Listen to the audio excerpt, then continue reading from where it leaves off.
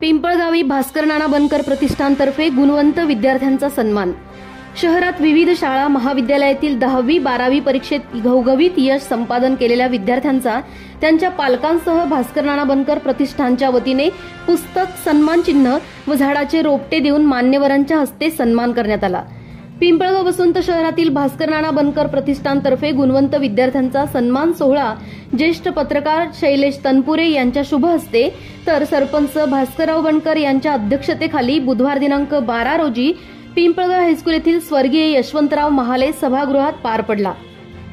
या प्रसंगी कार्यक्रमाच्या संयोजिका प्रांजल बनकर, निफाड एज्युकेशन सोसायटीचे चेअरमन बाळासाहेब बनकर, राष्ट्रवादी शरद पवार गटाचे तालुका अध्यक्ष दिलीप मोरे, जॉईंट फार्मिंग सोसायटीचे चेअरमन साहेबराव डेरे, ग्रामपालिकेचे उपसरपंच विनायक खोडे, निफाड पंचायत समितीचे माजी उपसभापती राहुल बनकर, शिवसेना उपजिल्हा प्रमुख निलेश पाटील, शिवसेना शहर प्रमुख नितीन बनकर, रामराव डेरे, प्राध्यापक प्रकाश मोरे, सोमनाथ मोरे, ग्रामपंचायत सदस्य सत्यजित मोरे, केशव बनकर, दशरथ मोरे, अमोल बागुल आदींसह मान्यवर उपस्थित होते।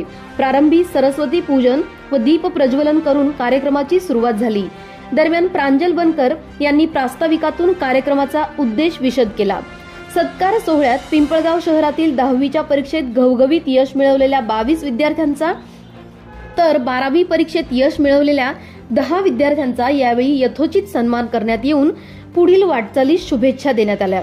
यावेळी सूत्रसंचालन समीर जाधव सर यांनी केले तर आभार उपसरपंच विनायक खोडे यांनी मानले।